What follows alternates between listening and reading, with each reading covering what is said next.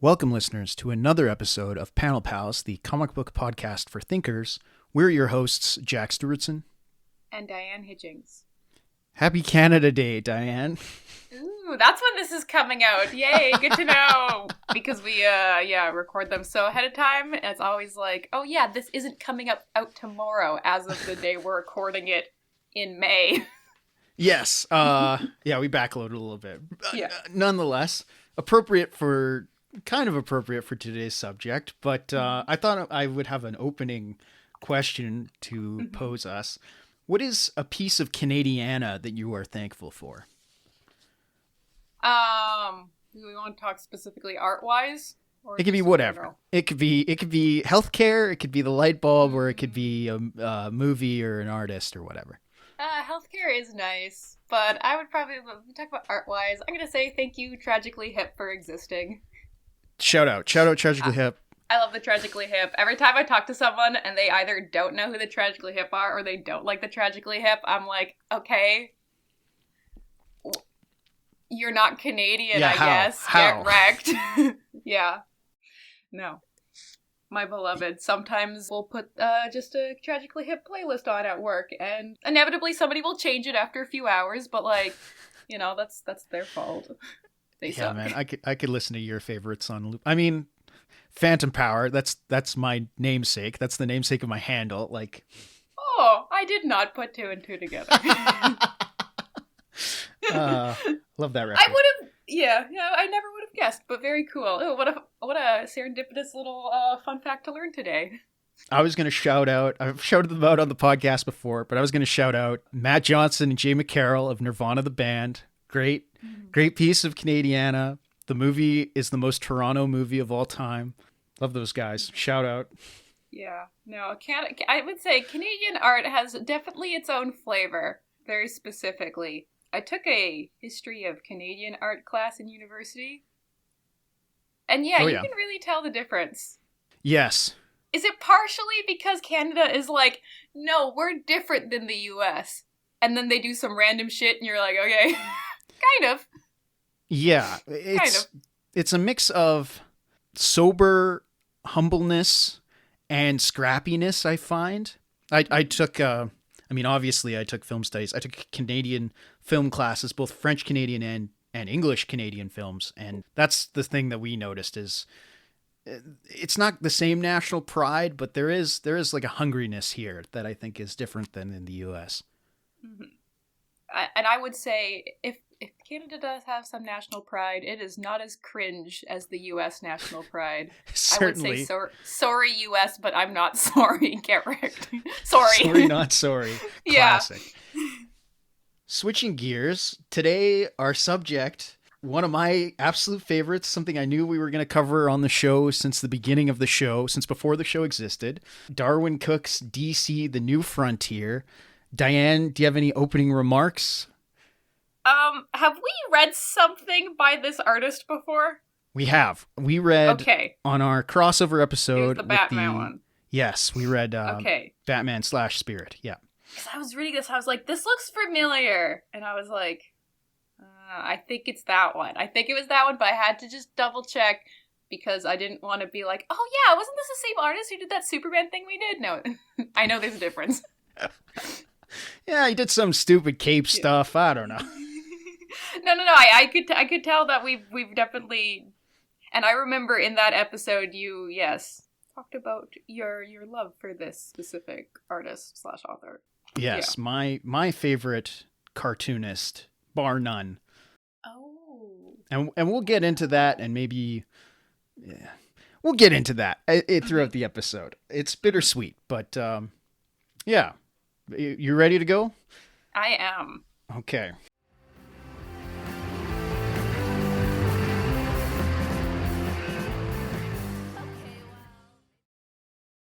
Politics of Hope. When John Fitzgerald Kennedy was nominated as the Democratic candidate for the 1960 presidential election on July 15th of that year, he must have known he had a long road to travel. His political opponent, sitting Vice President Richard Nixon, won his ticket handily from the Republican convention and was seen as the favorite thanks largely to the public approval of the Eisenhower administration. Eisenhower's dynamic conservatism approach to policy had actually implemented and improved social programs across the board, from Social Security to the establishment of the Department of Health, Education, and Welfare, the authorization of the interstate highway system, and even full racial integration in military services. However, his 2 terms were marred by Republican infighting, nationalist grandstanding, and graft. Eisenhower's foreign policy basically boiled down to America good, communism bad, which led to increasing heat in the Cold War, getting the US involved in conflicts in Korea and Vietnam, though he did have a cooling presence in the Suez-Canal crisis, Atoms for Peace disarmament program. Joseph McCarthy's communist witch hunting and Nixon's line towing, as well as a pair of heart disease-related health scares, were keeping the former military supreme commander from maintaining a left-wing agenda. Kennedy understood the pro-social direction the country had been headed in since FDR's New Deal. His campaign could have easily been built on the doomsaying and openly attacking his opponents both in the Democratic Party and across the aisle. Instead, Kennedy proposed a forward-thinking campaign of optimism. Kennedy's vision, what he called the New Frontier, was built on the legacies of the administrations that came before him to further the liberal Pax Americana, no relation to previous subject, for then-contemporary young Americans. Kennedy would push science and education-forward policies to compete in the space race that Eisenhower entered during his presidency. Simultaneously, he pushed for civil rights and racial tolerance, a practice that Eisenhower had made concessions towards. While Kennedy would win the 1960 election, it was by a slim margin, and what's often cited as saving his campaign was Martin Luther King Jr.'s endorsement after John's brother, Robert Kennedy, posted the Black thought leader's bail following the mass arrest of protesters in Atlanta, Georgia that year. The American dream has never been all sunshines and rainbows, and Kennedy recognized that there was still conflict and tension to overcome. Kennedy would propose economic reforms and urban renewal programs in addition to further nuclear de-escalation in order to smooth over his social policy agenda. While it proved a challenge due to congressional obligations left over from the Eisenhower administration, such as the Bay of Pigs fiasco and escalation in Vietnam, Kennedy's vice president and successor, Lyndon B. Johnson, would make good on much of Kennedy's economic platform even after his death. And despite their political differences, Nixon would see to it that the Americans would land on the moon by the end of the decade. Kennedy's presidency is fondly remembered for what he represented for liberal democracy, which made his untimely assassination even more tragic. Kennedy had political aspirations that neither would nor likely could be fully realized by one man, but his goals were such that even his shortcomings as a man and politician have been forgiven by history. There was a sense of sober optimism going into the new decade ushered in by Kennedy, which proved to give him the winning edge when he was elected president that year. It was time to embrace the new frontier. Darwyn Cooke's New Frontier began to take shape shortly after the publication of Batman Ego. Cooke had had a 15-year hiatus between his first project, a 5-pager in New Talent Showcase number 19 from 1985, to his work in the early 2000s. Years of failed portfolio reviews and pitch submissions set Cooke on a path towards magazine design and animation, doing graphic design and photography for Canada's Music Express and Flair magazine, as well as a number of prestigious DC animated series. Editor and art director Mark Chiarello found Cooke's pitch for Ego while cleaning out his new office when he was first hired. Chiarello immediately contacted Cooke to greenlight the book and try and onboard him for further projects. As Cooke recalls in an interview with Markinson Nassau for the Comics Journal, this was around the time of Grant Morrison and Howard Porter's 1996 JLA relaunch, which was doing massive numbers. Cooke was asked to pitch for those characters. Despite not having an especial fondness for modern cape comics, super jocks as he calls it, and recognizing the possibility of oversaturating the market, Cooke recognized the opportunity and accepted regardless.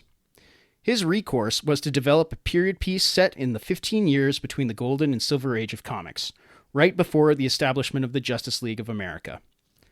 This setting not only fit Cooke's classic mid-century aesthetic, it also gave him permission to explore the different characters, genres, and tones of comics he remembered from his youth.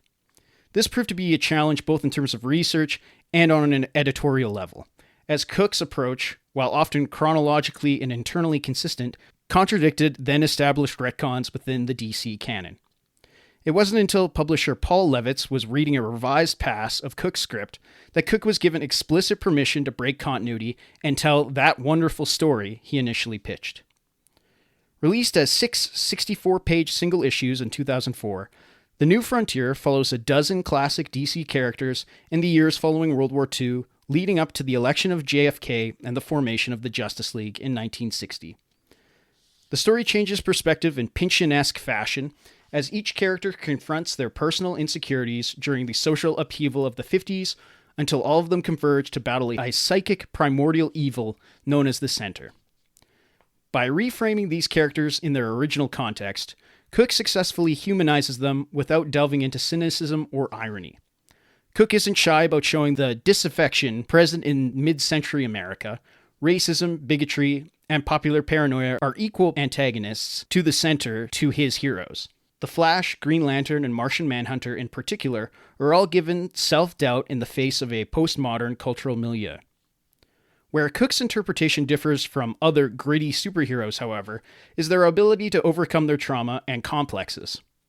Cooke was adamant that these characters be just as capable as heroic figures as they were in their original iterations.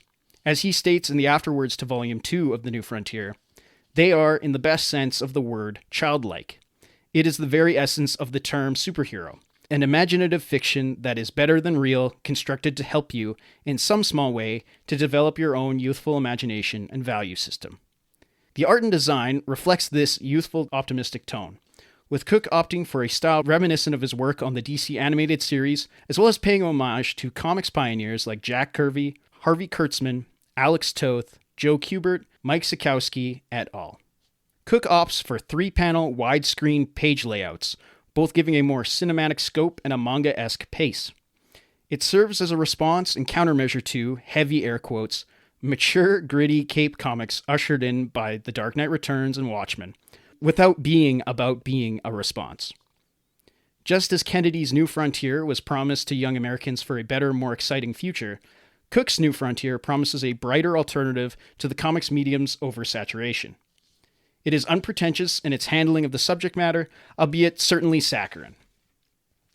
The New Frontier was met with immediate critical acclaim and is often cited as among the best superhero comics of all time. It won the Eisner Awards for Best Limited Series, Best Coloring, and Best Publication Design in 2005, and the Absolute Edition won Best Graphic Album Reprint in 2007. Similarly, The New Frontier would win Best Artist, Best Colorist, and Best Continuing or Limited Series, and Best Graphic Album of previously published work at the Harvey Awards. Cooke would further go on to win the Schuster Award for Outstanding Canadian Comic Book Cartoonist, Writer-Artist. Comic professionals Chip Zdarsky and Chris Condon have pulled the book on the stacks, the comics equivalent of the Criterion Closet, and The New Frontier has inspired an action figure toy line from DC Direct, as well as a 2008 direct-to-DVD animated feature from Warner Bros. Animation, wherein Cooke served as both a creative consultant and a storyboard artist. Despite its non-canon designation, continuations and elements of The New Frontier have made their way into publication both with and without Cooke's involvement.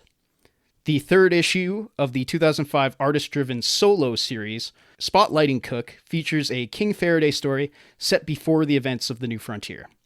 The Absolute Edition of The New Frontier features 13 additional story pages written and drawn by Cooke, not present in either the single issues nor the original trade paperback reprints. A 2008 tie-in one-shot to the animated feature film features 4 short stories, half drawn and all written by Cooke, set during and after the events of the original series. The woefully misguided Countdown Arena by Keith Champagne and Scott McDaniel features the New Frontier version of Wonder Woman as a main character, caught in a tournament battling other multiversal variants of herself, which fans could determine the winner of via an online poll. Grant Morrison included the New Frontier continuity, designated Earth 21, with a brief description and a new illustration by Cooke as a part of his multiversal map in the Multiverse CD guidebook, as well as a cameo from John Henry in the House of Heroes. In 2021, as part of a new line-wide status quo shakeup, writer Joshua Williams spearheaded DC's Infinite Frontier relaunch and limited series, though aside from the name and tone, neither have much to do with Cooke's work. However, the following year, Jeff Johns would make a direct reference to the New Frontier when he introduced John Henry Jr. as part of a group of lost sidekicks brought into continuity, and his and Todd Knox' Stargirl: The Lost Children, as part of his New Golden Age event, which effectively folded in elements of the New Frontier into the mainstream DC canon and further tied the DC universe with the Watchmen universe. DC: The New Frontier remains a beloved book both by critics and industry professionals.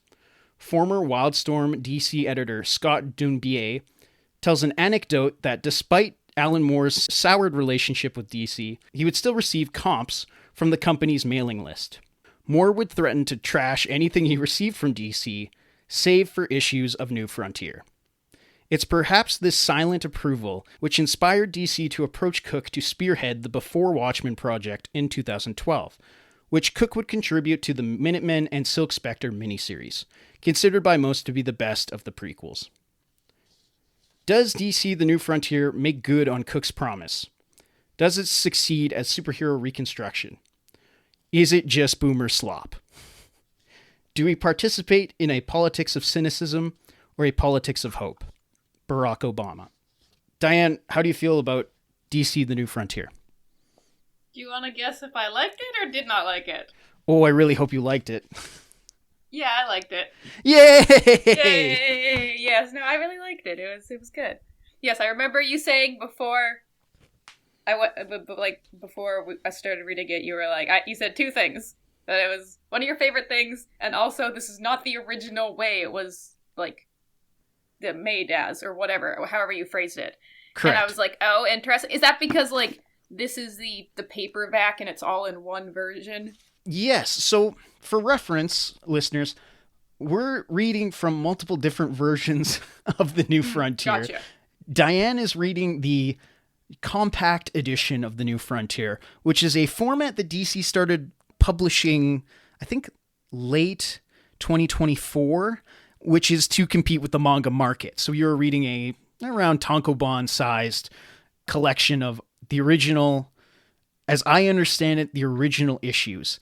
Now, I'm afraid, because I learned in my research, that you are missing pages, because I was missing pages. Oh.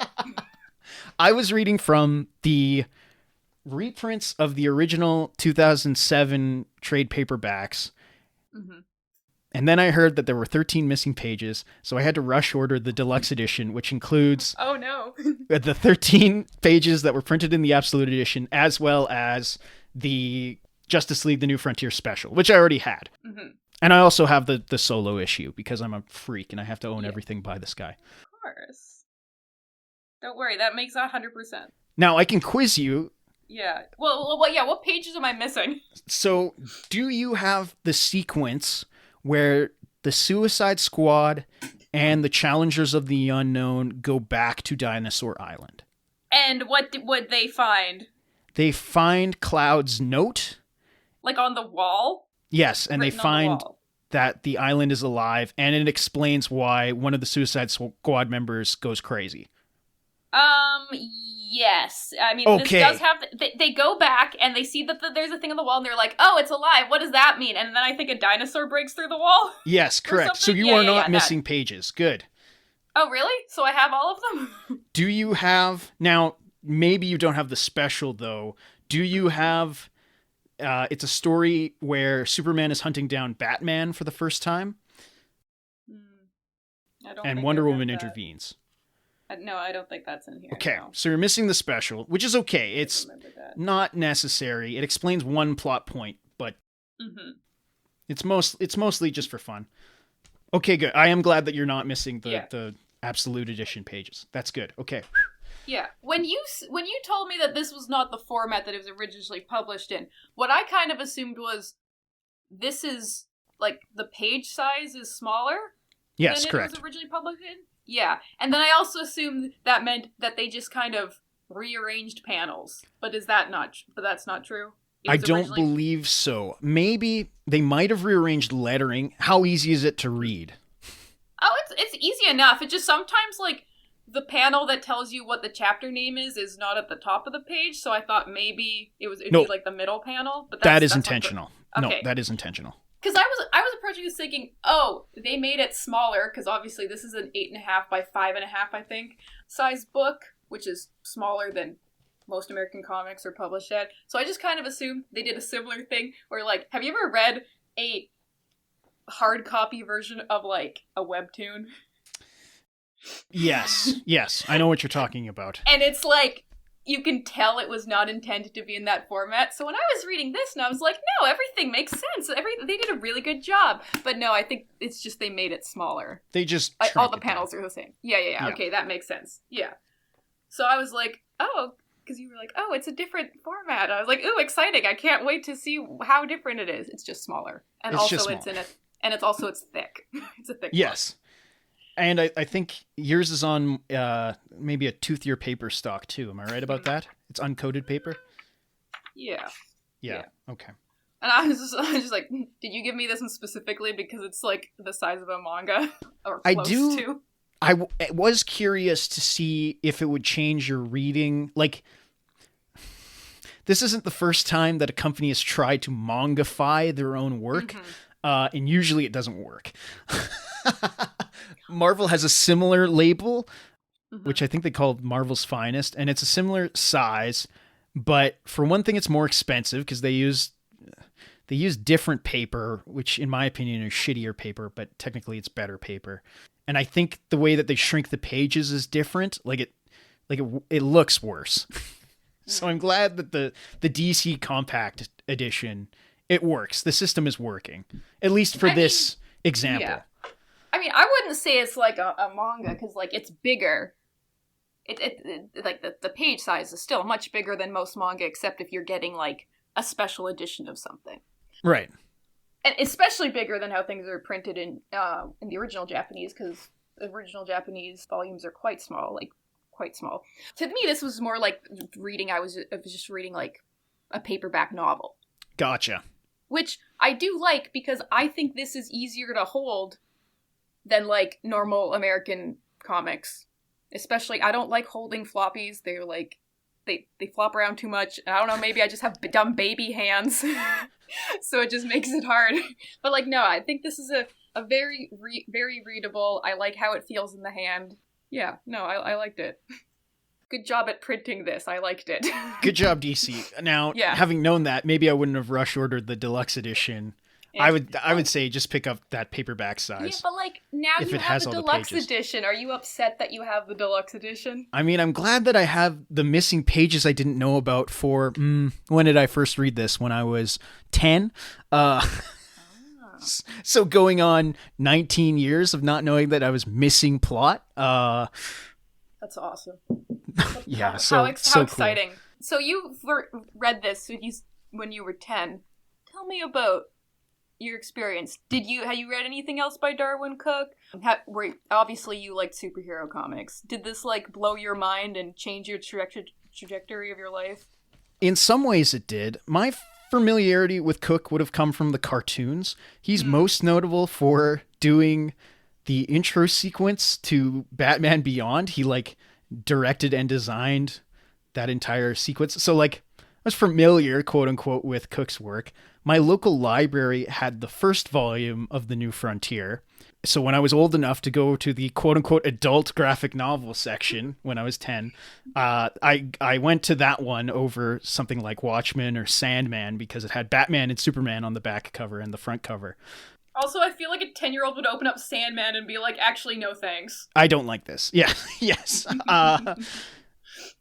That being said, I did find it, as a kid, I found it challenging, right? Yeah, as a 10-year-old, yeah. For one thing, I didn't have the full story, which is frustrating. I hated To Be Continued as a child. And for another, I had to get behind the time period, right? You kind of have to at least be sort of aware what is going on and when this is all happening, which explains why, for instance, Green Lantern is not a superhero for the first little bit, or why things are happening in like weird Las Vegas and it looks weird. Like, oh, I thought you were going to be like, I was 10, I didn't know what, like, World War II was. Well, or, like, why does it open with army men fighting dinosaurs? I don't understand that as a 10-year-old. I was also thinking that when I was reading this, because you see the front cover, and I was told, you said, oh, it's DC. And I was like, okay, I see the superheroes. And then I'm reading, like, the first, like, little bit, and I'm like,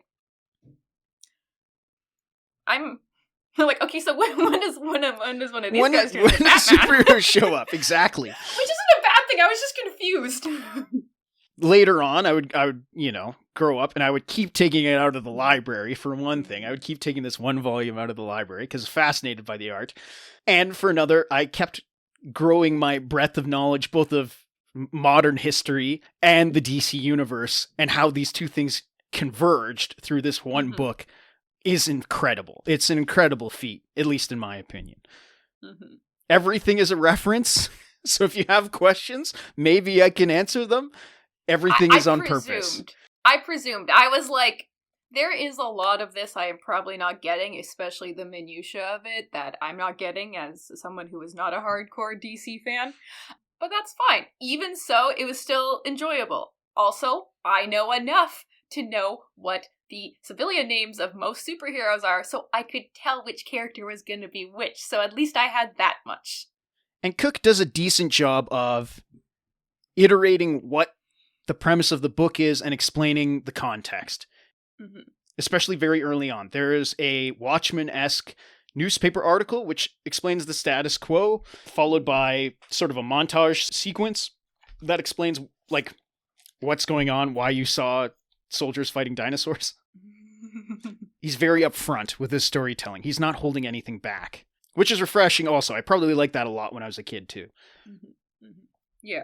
So you would have picked this over picking up Watchmen as a child, so you would have read this before Watchmen. I would have read this before Watchmen, correct. And because this is in the series of Children of Watchmen, do you think this is inspired by Watchmen? Oh, big time. Do you? Yeah? Yeah. Of course. Yeah. I mean, okay, one of the things I was thinking, I was like, yeah, okay, so the plot has a lot of similarities, but then I'm like, is that just because the plot of Watchmen is relatively simple, as in, things happen, they're bad guys versus good guys, giant cataclysmic event, either it ends good or bad. Like, that's the general plot of Watchmen. And so this one follows that pretty similarly, you know. There's the giant cataclysmic bad thingy, which, you know, in some ways is kind of aesthetically close to Watchmen. So I'm just like, is that just based on Watchmen, or is that just, like, kind of how a lot of stories go? Right. Is this just a superhero narrative, like how Watchmen is a superhero narrative, or is this a direct response to Watchmen? I think it's the latter. I do too. But also I was like, oh, maybe it's not that unique of a storyline. Right. Just the way that it's done is what gives it its merit. Yeah, I don't disagree. Do you have, I don't know, should we talk about formal elements first? How do you feel about the art?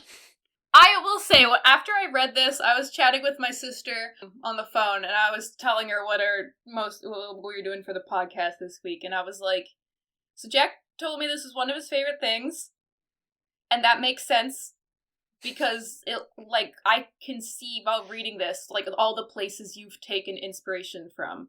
Both like, storytelling-wise and formally, but formally specifically, I'm like, yeah, this seems like a direct inspiration for, like art-wise and storytelling-wise, a lot of the things you make. Yeah, I wish I could draw like this.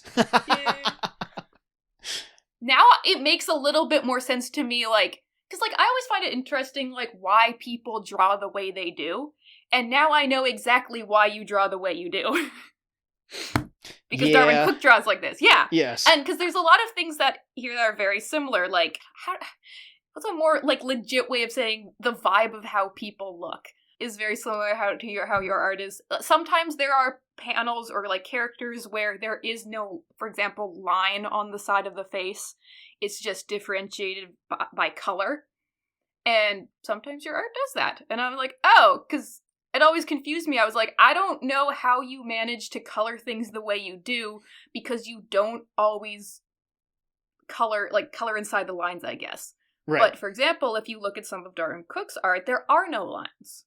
And I'm like, oh, got it. Yes. There is a boldness, some might say a brashness, to his brushstrokes. and his shape work. Mhm. Sometimes panels, like the way he draws a body sometimes gets so abstract, and yet it's so readable and so kinetic that like you forget that, no, this is not anatomically correct. Like his vibe is just different. I can't explain it. It's graphic, and not in the one version of that word, which means violent. It's graphic in the way of graphic design, kind of. There's strong graphic design elements in his work. Yeah. And it does make for quite good panel layout and design. Like, the action is strong, the movement is strong, you know, like, oh wow, the comic work is really good in this very good comic. Ooh, what a surprise, yes. Do I like the art style? No, not really. Yeah, I kind of figured. You know that, but you know that. I mean, like, it's the thing that the American superhero thing do, where it's like, oh, sometimes the eye is just like a black, like, little black section, and you're like, okay, you know, I've mentioned it before, but like, it's not, the art's good. It's just not my favorite art style. So like, Right. Yeah, and like the coloring is good. It's not annoying. The type of coloring that bothers me is when it seems like really shiny, but like not in a good way. You know what I like mean? that Photoshop style. Yeah. I just learned how to Photoshop, and I've had it for about a month, and I should probably have it for a couple more years before I figure it out. Yeah, it doesn't have that, which I like. It's more, I want to say flatter. It is flat. Yeah, it's flat, but it doesn't come across as being flat. Like, there's depth and there's like juiciness to the color, which is nice. Yeah. But it's like flat shadows. Yeah, it's not like gradients and stuff with the shadows. So yeah, I like it. That's courtesy of J Bone, who I think is also Canadian. They're great. I'm pretty sure this is painted with gouache. I don't think he used a computer on this, which might explain some of the, like, there's some tone work in here too in his colors, specifically in backgrounds, not necessarily on figures. I don't know. It looks good. It looks, for the listener, it looks like an old comic book, but it is told way better than an old comic book. It's staged better than an old comic book. How you wish old comics were. It's got the vibe, but it's like, fix the problems. Right. You could say. Yeah. One of the I kind of like the way that like the girls are drawn. They got kind of that like Archie pinup style. Yeah. Which I'm a big fan of, as Dan DeCarlo's #1 fan. So I like that. I think the ladies are pretty. I like that. I also like that Wonder Woman is taller than Superman. I like that detail. That's great. The obligatory Wonder Woman stands up and she's taller than Superman. Everybody talks about it in this book. Oh, really? It's awesome. Yeah. Every time I've ever heard anyone talk about this book, they're like, and Wonder Woman's bigger than Superman. Is she tall? She's big and tall. I like it. Is that a normal thing for? No, that is invented by continuity? This. Okay, I like. And that. I wish more people would use it. Because it just makes sense. She's She's a warrior. She's an ancient warrior. Yeah. She would not be a string bean. Yeah. Yeah, and she's strong. She got muscle, which is good. I mean, I guess there's a lot of... Actually, we'll finish talking about formal stuff first before I start asking questions about... Is this... specifically about the story, and if this is, like, normal in DC or whatever. So, the horizontal panel layouts at, like, 3 panels per page. Yeah. What do you think? I love it. I love it so much. Because it looks like a movie? Because it looks like a movie. Like movies? Yeah, I guess I like... I think it also... It allows the artist to open up, right? Like, you don't have to worry about cramming so much information in a panel when you do it. You can get the full breadth of a scene in your panel when you do that. And also, because Cooke is so consistent with the 3 panels per page, when he opens up to a splash, it becomes more exciting. And when he slows things down, when he turns it into a grid, it makes things more readable. Mm-hmm. It's a very movie person thing to say as, oh, the horizontal rectangle panel means you can open it up and make it, you know, there's more space. And it's like, I mean, yes, I get what you mean. But also, you do have an entire page. You could make panels any dimension you want. True, you could also draw on the margins. Like, there's no rules. Yeah, and I'm like, the one thing that, the concept of the grid that bothers me is the fact that it pigeonholes you into a specific size and specific orientation of panel, barring, of course, the times you break it for like specific reasons. But it's like, maybe it's just because the way that I think about making panels is like, I never think of that. I never start with, I have my rectangle and I'll put the drawing in it. I think of, here's the drawing. How do I crop? Like which direction am I cropping it? Now it's shaped like that. Right. So I guess it's just a different approach for making panels. And for that reason, working within a grid just is at odds, I guess, with my comic making. Just at odds with my comic making. So yeah. Always no, that's fine. Like, yeah, there's no rules. You can do whatever you want. No, and in my mind, I'm like, there's no rules. So why are you making a rule? A rule of I'm having a grid. I mean, for him, I think it's because he probably is so used to working in a storyboard format. Mm-hmm. Like, this is probably comfortable for him.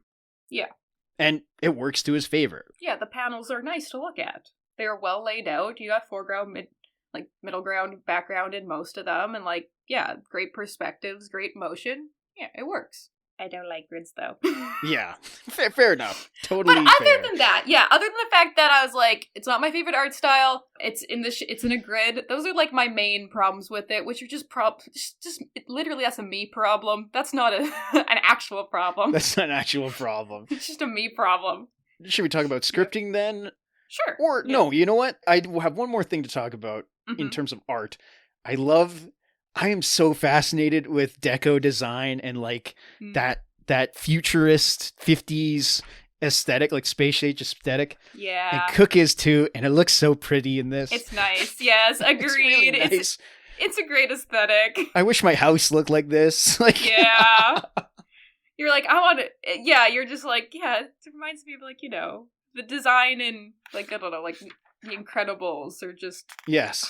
Or, stuff my grandparents have, right? Like, that kind of thing. I don't remember the context of why they're at a car show, but, I want those cars. I want those cars. I want those cars with the pretty girls sitting on them. Give me those cars. Yeah. They're great, yeah. Yeah. Aesthetic, yeah. Love the aesthetic. And it matches the cartooning style. Totally. Like the way that the people are drawn. Yeah. So it's cohesive. Writing wise, plotting, dialogue, characters, do you have any comments? So one thing I kind of noticed is yes, there are chapters in this. Did I really notice there were chapters when I was reading it? No.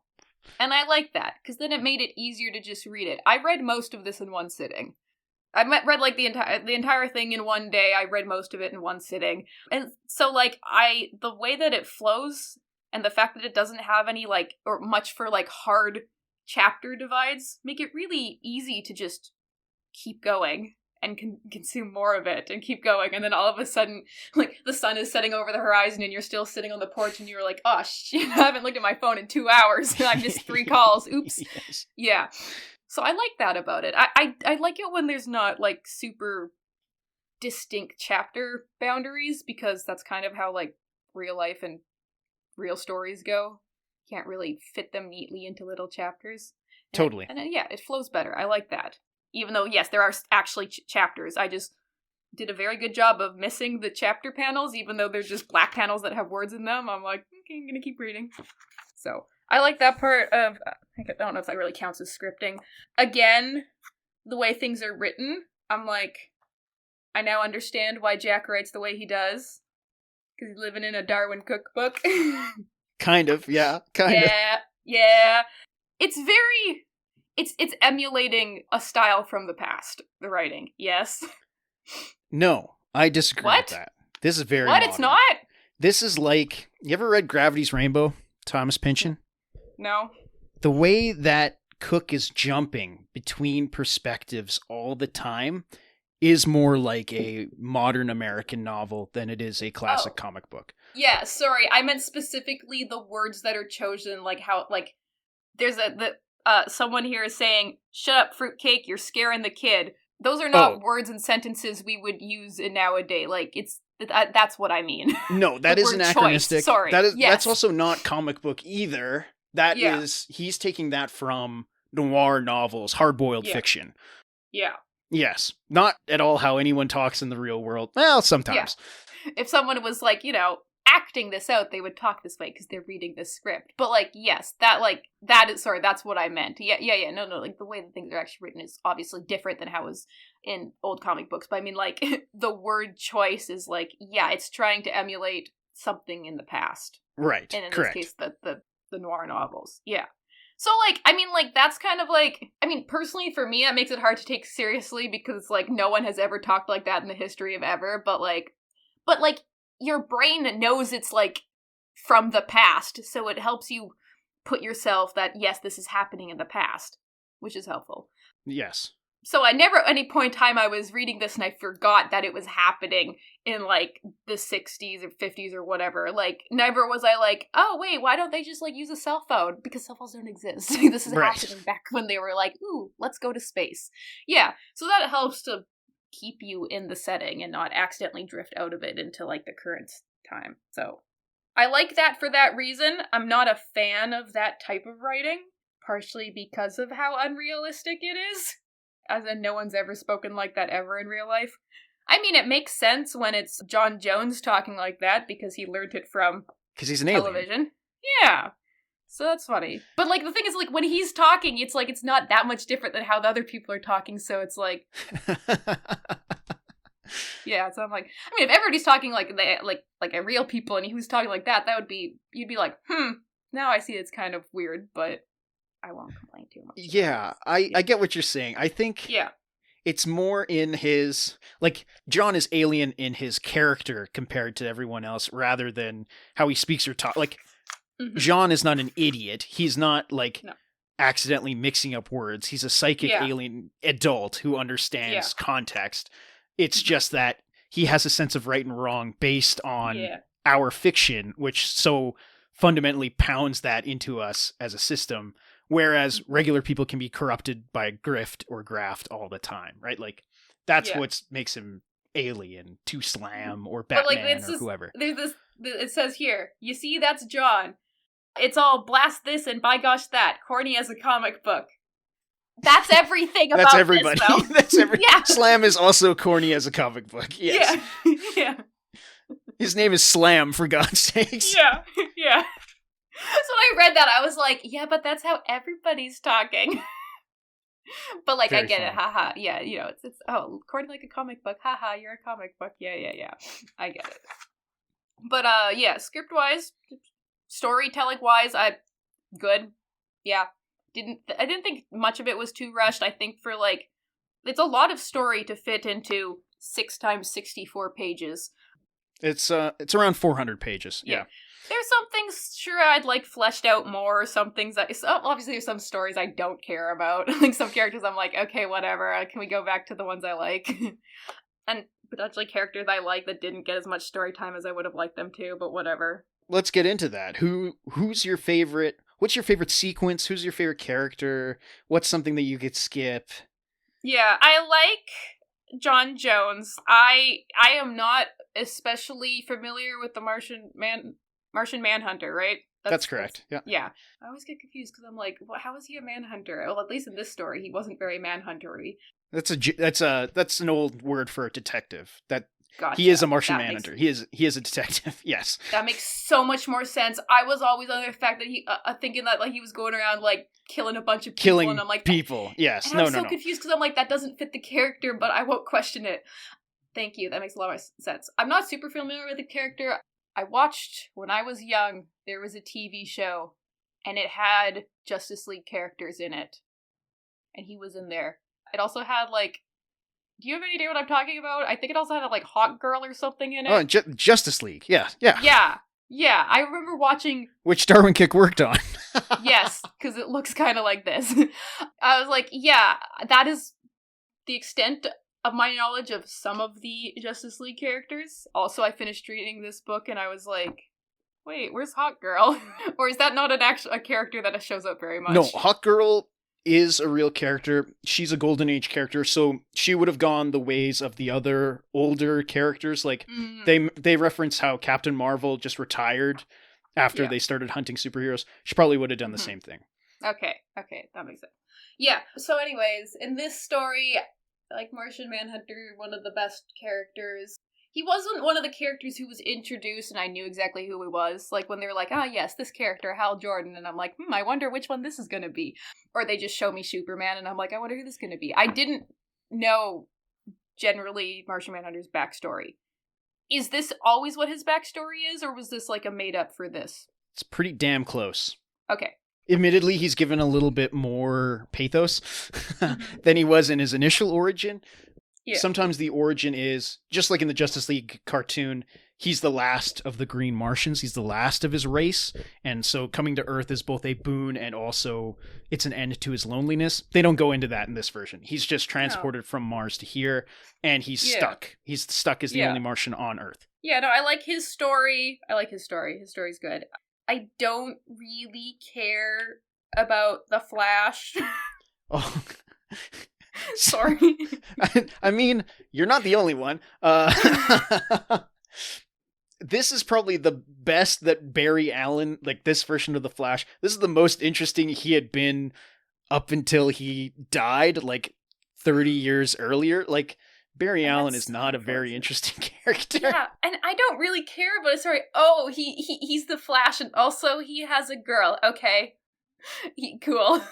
And he's really fast, and he's very important to the story. Yes, that makes sense, but, like, you didn't want to give him, a little bit, because it's, like, the amount of backstory and character that we get for the Flash versus for the Green Lantern is so different. Yes, it is different. And they had to add a page in our versions that we're reading, which shows him, like, he's running so fast he's burning up his sneakers, and then he's, like, reading a comic book to get inspired to become a superhero. That's not in the original. So he has even less interiority in the original than he does in our version. Wait. Yeah, they're like, oh, wait, we forgot to give him some character. Let's give him a little character now. Yeah.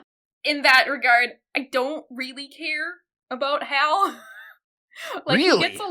He gets so much focus. He gets so much focus, but he, like, comes across as just, like just the character of, like, a generic action movie kind of thing. Like, it's like, you know, like, it's very common, like, oh, he's talented and stuff and had something like kind of bad happen in his past. Now he's kind of like a bad boy kind of or whatever, and then he gets a girl and then there's all this stuff and then whatever. Yeah, whatever. Like, it is very Top Gun. Yeah. I can see, like, they could, like, you could make a movie out of his story from this. Totally.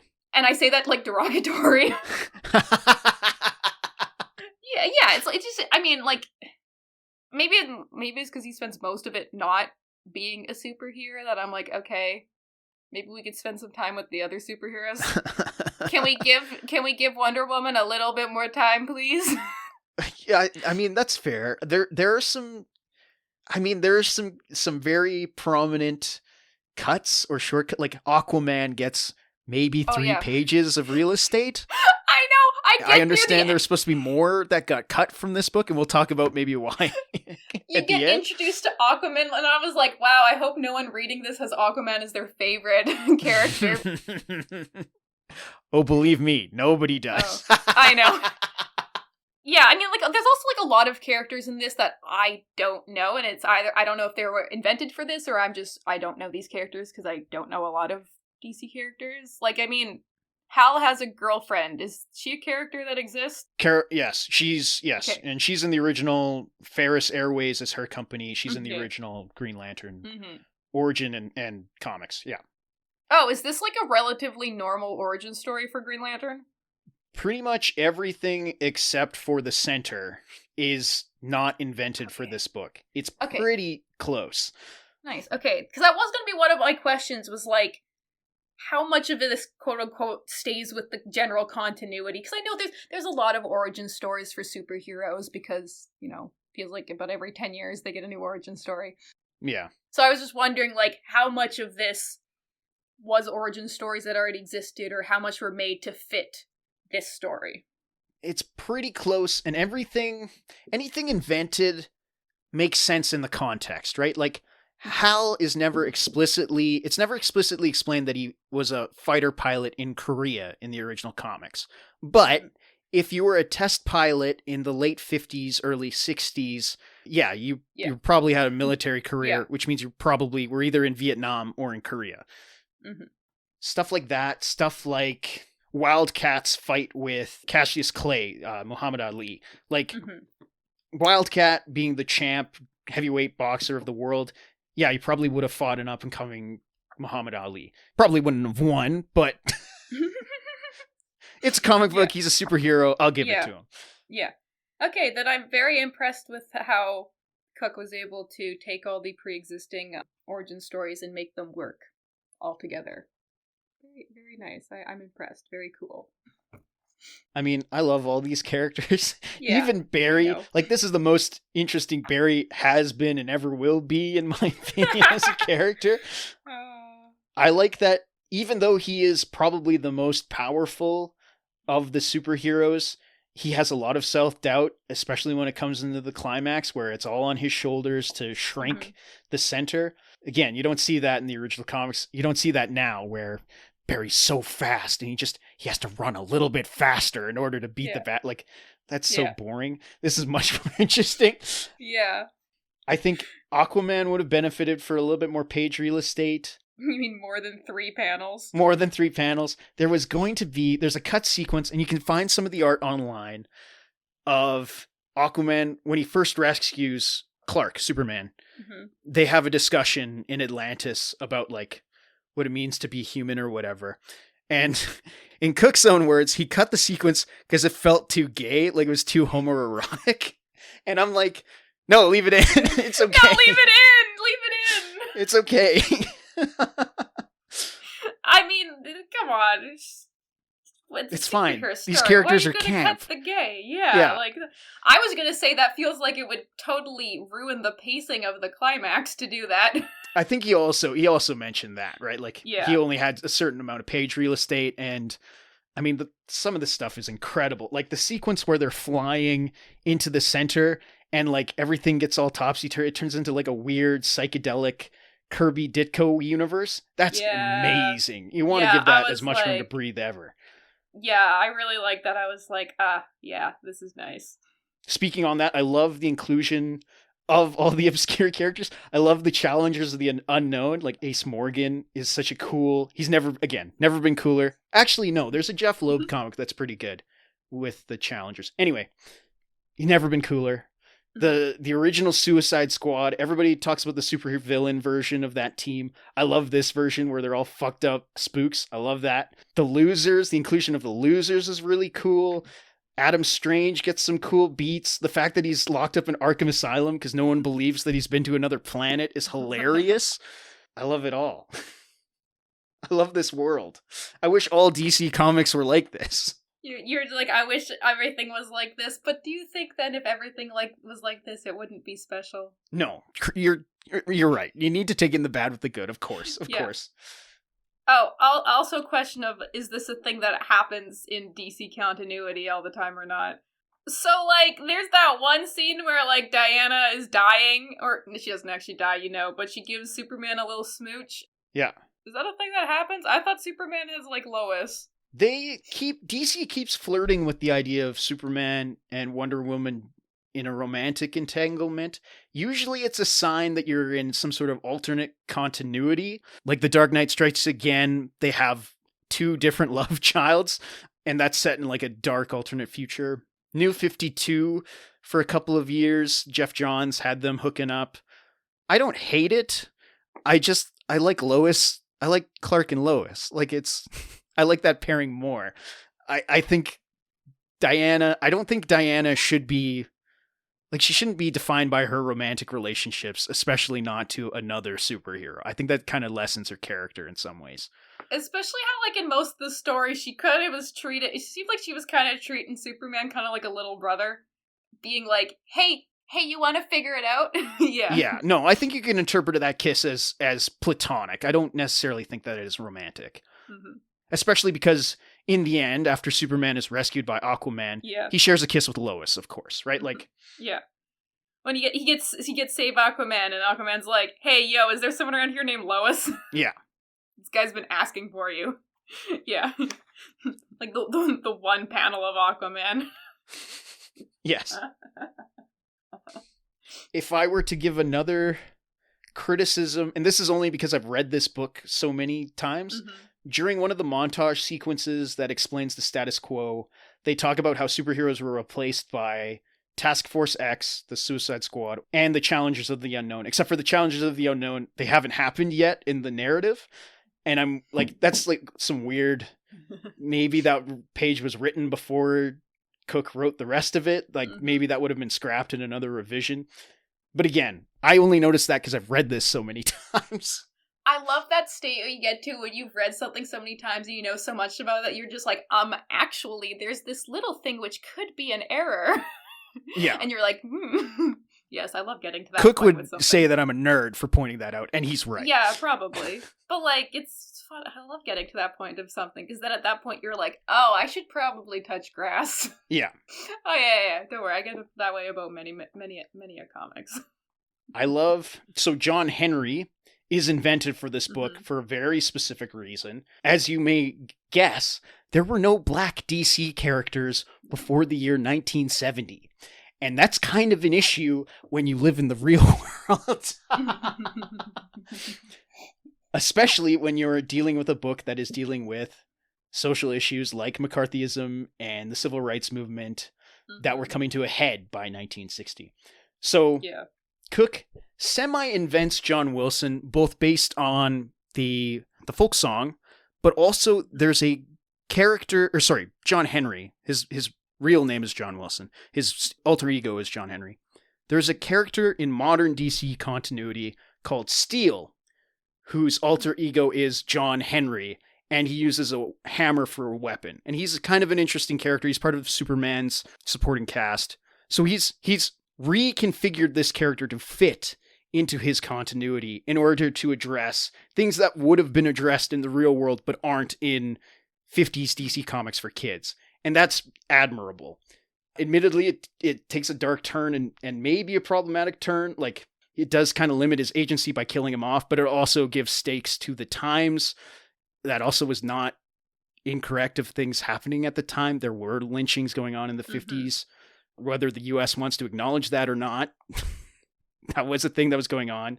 Jim Crow was very real. And Darwyn, as a Canadian, is not afraid to show that. Good. This stupid little blonde child's worst character. She's worst girl. Absolutely. She's the real antagonist. The real antagonist. Yeah. You suck, child. I'm gonna bully a child. She deserves it. Yeah. Thoughts? Comments, questions, concerns?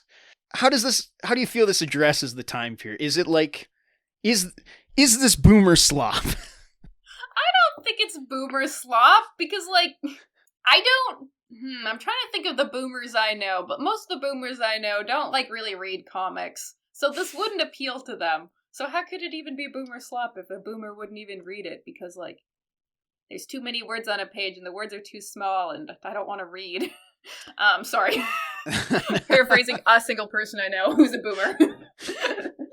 I'm like, I mean, maybe because you really like this doesn't feel like it's made for boomers. Maybe. Was it made for boomers? Who is this made for?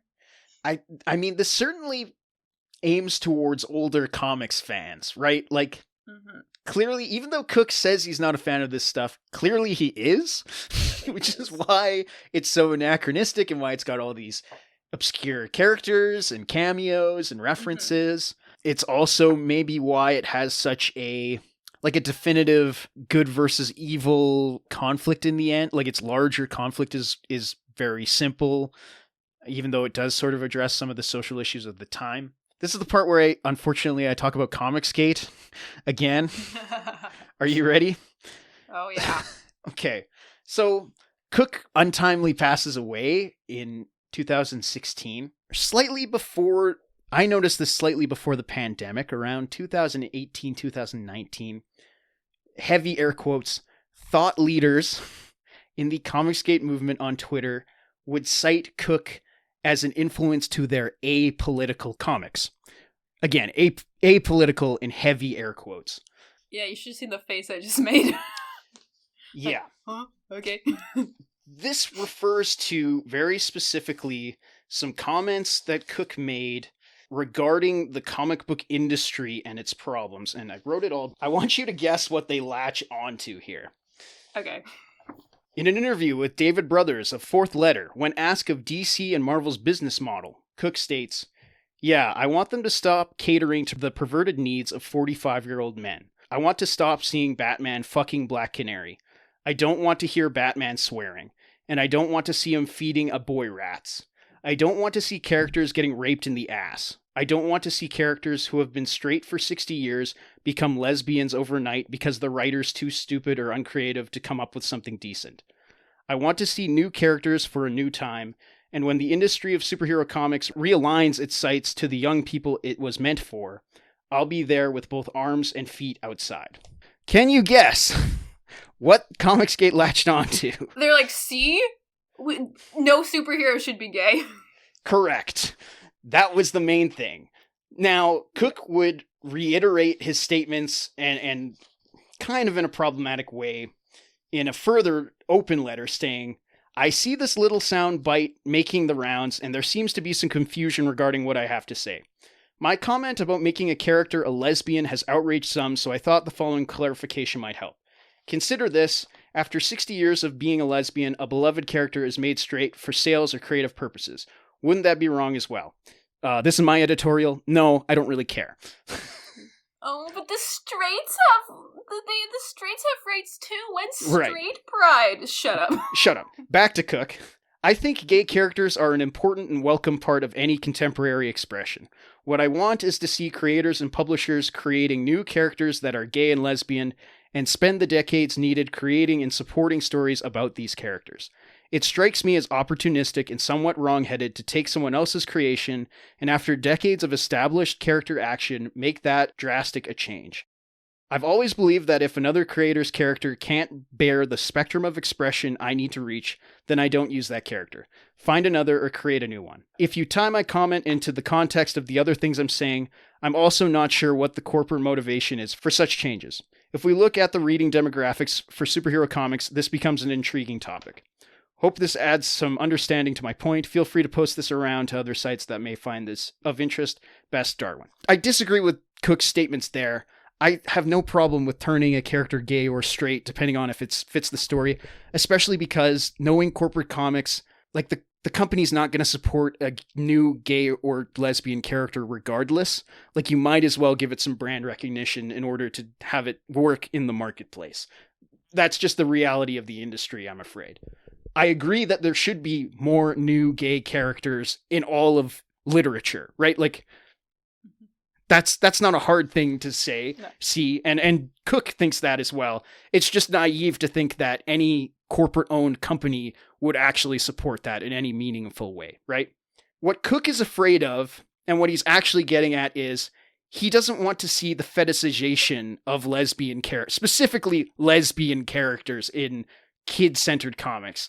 And I kind of agree with that. That is a problem that was going on in the industry of just having women kiss sexily in underwear because the writer thought it would look cool. And sometimes that works for an adult comic. I don't necessarily think it works all the time in a superhero comic. He's right there. I think that's mostly just because the guy writing the comic wanted to draw pretty women kissing. Right. It's because people are horny, and that's fine. Yeah. Again, what did Comicsgate latch onto?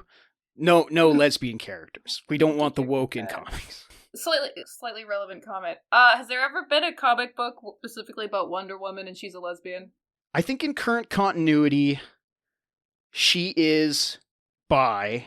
Good. There's been a number of Pride comics where she is a prominent character in the, like, Pride special issues where she is a prominent character, and they pretty much say, yeah, she's bi. She grew up on an island of women. Of course, she probably had romantic entanglements and sexual entanglements with women. That kind of makes sense. Not out and out lesbian though. No. Hot tip to DC if DC is listening. You should make a comic series where Wonder Woman is a lesbian. Just saying. I think it would sell great. You want more queer people? You want more queer people to read your books? butch lesbian Wonder Woman series. Do it now. I'll give you I that think for free. For sure, one of the Trinity, Batman, Superman, and Wonder Woman, at least one of them should be queer, right? Like, you need some diversity somewhere in there. They tried Black Batman, and it didn't work. I think lesbian Wonder Woman would be fine. I don't care about any of Wonder Woman's romantic partners. I don't care about Steve Trevor. Steve Trevor is a boring character. I thought you were about to say a black Batman didn't work. There should be lesbian Wonder Woman, and he said, "I don't care." And I think you're just gonna end it with, "I don't care about Superman." I mean, well, I was gonna be like, "Yeah, same." I think turning Superman anything but milquetoast would be a tough sell for the company. I think the most likely thing would be gay Wonder Woman, and I think that should be pursued. Maybe. Yeah. To any DC people listening, do that. Take our armchair advice. If you doubt, then I'll draw it myself. Whatever.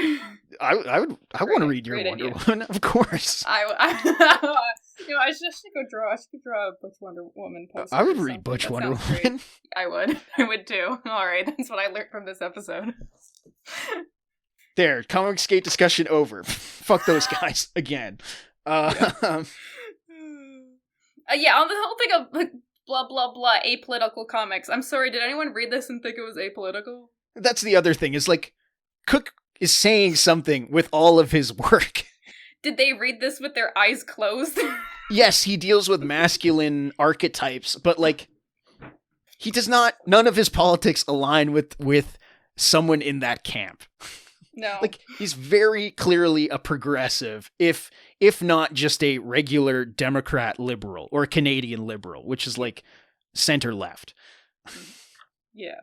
I mean, like, yeah, this is I wouldn't say this isn't an overly political comic. It's not apolitical. Certainly not. And also, no works of comics are apolitical. Yes. Your Trump comic book is not apolitical, Chuck Dixon. I'm gonna have to cut that. Why? Maybe I won't. I don't know. Do we want to talk about how this fits in the canon of Children of Watchmen? Let's talk Children of Watchmen, sure. Yeah. I think, for one thing, it's not quite superhero deconstruction. It is a maturation, though, of superheroes, and very specifically one issue of Justice League from the 70s. Justice League of America 144. It's kind of an overt reference to that comic, recontextualizing it in the past, which is not unlike Watchmen in some ways. How do you feel about that as a starter? Unfortunately, I'm not familiar with this comic that you were comparing it to this one episode of Justice League. Basically, it's the basic same plot points. There's a secret origin that Green Arrow discovers that the Justice League formed before the Justice League actually formed, and it's got a bunch of these characters. It's got Lois Lane and Jimmy Olsen and the Challengers of the Unknown and Blackhawks, and they fight aliens. That being said, again, this recontextualizing it puts it in the past, very specifically in an era, not unlike what Watchmen does with its characters. That being said, this is also not a cynical work like Watchmen is. It's not ironic the way that Watchmen is. It's using the original DC canon characters and not XPs or clones or made up OCs, except for John Henry. I think its format in some ways is a reference to at least sort of addressing Watchmen, instead of going small, like sort of television sized with the 9-panel grid. It's going big. It's going widescreen cinematic. And also its original format as 664 like deluxe issues with no ads is also like Watchmen. And there's a little bit of back matter. There's that newspaper clipping. There's sequences that are like, what TV show? It's not Walter Cronkite, is it? The TV show? What the fuck's that guy's name? Good night and good luck. Anyway, it looks like TV. Like it's drawn differently. It uses TV static word bubbles, not unlike something in Watchmen. There's the Clark starts looking at a microfilm, and it's that children's novel. That's also not unlike Watchmen in some ways. How do we feel about all of those? There's like There's also there's a page where it's we're looking at the fancy book from that's talking about the circle or whatever, and there's it looks more like a illustration page, and it's telling the backstory of a Viking. Yes, the Viking prince sequence. Not unlike the pirate sequence in Watchmen. Exactly. Yeah. One of the main things that stood out to me is like I said in the Pluto episode, where this is a more hopeful and optimistic kind of thing, as in where Watchmen is kind of pessimistic in the way it wraps things up. The New Frontier, Pluto, it has an optimistic ending. I like that. Yeah, it gives That's hope. sort of a reoccurring motif I'm realizing in this series, is that most of these books end on a happy note, whereas Watchmen is very clearly on a kind of dour, inconclusive note. It's people were I kind of like how you I like this telling a story for adult kind of thing, but I'm gonna end it happy because I am kind of hopeful and I kind of want things to be good, and also you just feel good reading a story that ends well. And the people, maybe these people, everyone who did these Children of Watchmen series didn't have that feeling of dread, right, for the future. Now that being said, not unlike Watchmen, Kennedy's New Frontier, even though some of it did come true, it was a lie, right? The American dream is bullshit. It's all neoliberal, corporate capitalism, consumerism, garbage all the way down, right? That is what the future has told us. Mm-hmm. The New Frontier, turns out the New Frontier had barbarians waiting for us on the other end. Yeah. And which is not unlike Watchmen, where Moore thinks that Ronald Reagan and Richard Nixon were leading us to apocalypse, and then the Soviet Union collapsed, and nuclear war was averted for now, right? Ironically, kind of similar in that regard. But it's the New Frontier feels yes. But, wouldn't you want to hope that if superheroes existed, then we could actually have the good ending? Right. Superheroes could be good. Maybe. Finally, Superman got some sense smacked into him, and he actually stood up and, did something finally and helped. Yes. It would have been it would be funny and also kind of, based if Superman did actually die, though. I mean, in the back matter, in Cooke's description of, what he was writing, he does mention, I needed to take the Trinity off the table, and I needed to find a way where it would be believable. And it was a reference to, there's been a number of series where Superman, quote unquote, dies. And he was I need to get rid of Superman, believably, one of those series. So you're not off, Diane, where it feels like Superman dies, and then it's up to regular people to save the day. But of course, no, Superman does not die. He gets saved by Aquaman. No, he's fine, because it needs a happy ending. Yeah. And it needs to fit DC continuity. Yeah. I mean, I guess it probably wouldn't have fit the vibes of the story well if Superman actually died. But they can kill off some of the more minor characters. It's fine as long as they don't kill off the big names. It's fine. Right. I think it would have been really Captain fun. Atom can be blown up in a nuclear Armageddon and maybe come back some other time, right? But Superman, we need Superman.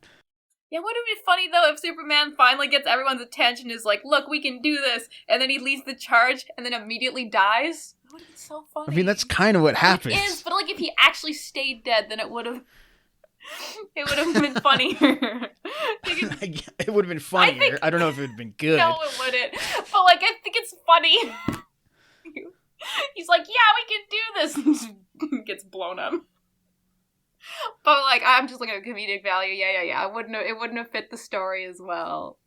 But they could have killed off one major character, so there's actuals. I mean, they kill off King Faraday. That's he's pretty prominent. I don't know who that is, but I was sad when he died. Is he a prominent character in DC? Real DC character. I wouldn't call him prominent, but he's a real DC character. Yeah, I was sad when he died. That was the death I was saddest about. Freaking, who's that other guy that died that kept, he was a main character, but then he dies. What's his name? Keeps coming back about. I think he was in the spaceship? Oh, Flag Senior. Yeah, he kept coming back, and I was okay, who is this? Also, I do not care. You don't like the Suicide Squad? I love the Suicide Squad. You think I know any? I don't even know anything about the Suicide Squad, and they decided to make the shitty movie. I don't even know anything about those Suicide Squads. I was gonna say something else. Now I'm looking at it, and I just like looking at it. Yeah. Do you have any specific things about it, like little details or something that you find extra special as this being like one of your favorite things? Is there a specific panel or specific sequence that you think is super cool that you want to share? I mean, my guy Batman is almost, he's so cool. Yeah. Cooke is the best Batman artist. I'll put my foot down on that. And the sequence where he's fighting the cult is amazing. And then the sequence after, and this is obligatory too. Everybody talks about this part where he talks about how I get a $64 million sliver to take down the one in Metropolis. And for you, all I need is a penny for a book of matches. It's so badass. That is pretty badass. I cool. will agree. Yeah, I like Batman in this. I like how he and Superman were chill. Like they were on the same side and stuff. I like that little twist. Yes. I don't know. I feel like because they're friends. Yeah. Of course, they would be friends. They're working towards the same goal. I like how Cooke explains why Batman goes from vampire commando to Adam West, and it's very organic. It's because he doesn't want to frighten children like he does when he fights the cult, and he's also taken in this partner, and they're a brotherhood. Like it is a childish fantasy. Let's embrace it. Yeah. I love that. I really like the part where Superman and Batman meet up and Robin is there. I think it's really cute. It's charming. Yeah, and it's got the weird Batmobile. I love that. I think it's nice that you like what does he adopt Robin? I don't, or whatever. You have this child and you're a superhero, but the child thinks that like the other superhero is the coolest, and so you're like, you know what, like. Super non-toxic. Your superhero dad is like, yeah, sure, your favorite superhero can be this other guy, not me. That's fine. I won't have beef with him. I think that's nice. It's awesome. Yeah. I mean, in the Silver Age, those comics were about a kid and his two dads, basically. Like, it's charming. It's fun. Something. What, these characters weren't always gay? What? Yeah, something gay panic, whatever. Frederick Worth can suck my dick. Yeah. I mean, you don't have to just invent these characters as being gay. Maybe they've been gay this whole time. Yeah. I don't know about that. But it's not that also. Whatever. This is coming out for Canada Day. It's close enough to Pride Month. Yeah. My main criticism is that Batman's not in the main fight. Yeah. But in the movie they fixed that, so I can't complain. Yeah. That's also just nerd fanboy nonsense. Yeah. You're like, I want to see more Batman, which like fair enough. I want to see Batman in that plane. Yeah. Okay, yeah, that would have been cool.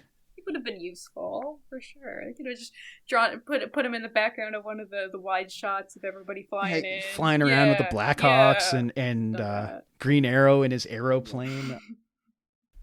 Yeah, man. I enjoyed this one. Oh, important question for you I have to ask. What's better, this or Watchmen? I have 3 comics that I toss and turn around about what my favorite is. 2 of them are superheroes, Watchmen and The New Frontier. One is a book we will never discuss on this show. Which is? We will never discuss it on this show. I will tell you off air. And I don't know. It's a toss-up between Watchmen and New Frontier. Every time I think it's one, it ends up being the other in some ways. But I think they make good companions. Yeah. I think you should, if you read one, you should read the other to understand like what's beautiful about this medium and what's beautiful about this genre also. I think we live in an age where people dismiss superheroes out of hand as childish, fascist fantasy, and that doesn't seem fair. Like, sure, is there some of that inherent in the DNA?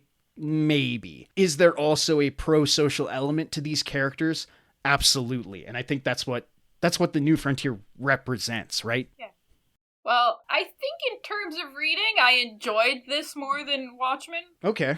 If you want to go on the blah, blah, blah, which one is like objectively better or even subjectively better, blah, blah, blah, whatever. I had a better time reading this than I did Watchmen. So, like, I guess I enjoyed it better? Yeah, no. I really enjoyed this. Yeah, I sat on my porch with a nice cold glass of water and sat in the sun and read this for a few hours and then just ignored all my other responsibilities. And it was really nice. Yeah. Yeah, it is nostalgic in a sense of sometimes you're a kid and you're outside reading all your dingy comic books, and like this feels like that, but it's also like better than all of those comic books. You can have that enjoyable feeling, but you're an adult and it's what you're reading. It seems good. Like, sure, when you were a child, you were probably reading shitty things and it seemed good because you're a child and you have no concept of anything. But now you're an adult and you know what is actually quality entertainment, and you're reading this and it's good. So you have that childhood enjoyment, but you're actually reading something good. Yeah. Yes. Agreed. Yes. Consensus. Woo-hoo. Good. Very good. Yay. Aren't you glad I enjoyed this? How different would this episode have been if I was like, it was ass? I mean, I do kind of wonder what that episode sounds like. In some other world, in some other time, yeah. I kind of do want to listen to the Diane shits on Jack's favorite comic hour. And that would have been the season finale and the show finale. The season finale. Friendship ended. Too funny. I'm sorry, when we eventually read my favorite comic, you're gonna be like, this is kind of ass. And I'll be like, yeah, I know. No, that's not happened yet. I guess not, but we'll get there. And most of our conversation will be like, what does it mean to actually like something? And what happens when you like mediocrity for some reason? You're out here with your favorite comics being good stuff, and anyways, yeah, we'll get to that eventually. We'll get there. We'll get there when we get there. Thanks for listening. You can find me, Jack Stewartson, on Blue Sky at Phantom Power Press, spelt with an F, not like the album. And you can find me, Diane, on Instagram at @1_little_gremlin. If you'd like to follow the show, you can do so on Blue Sky and Pink Leap at Panel Pals Podcast. All of our links are in the show notes. Please rate and review on your podcast provider of choice. Panel Pals is a Jack Stewartson, Diane Hitchings co-production with editing by Jack Stewartson. Our musical theme is found by StemChamp.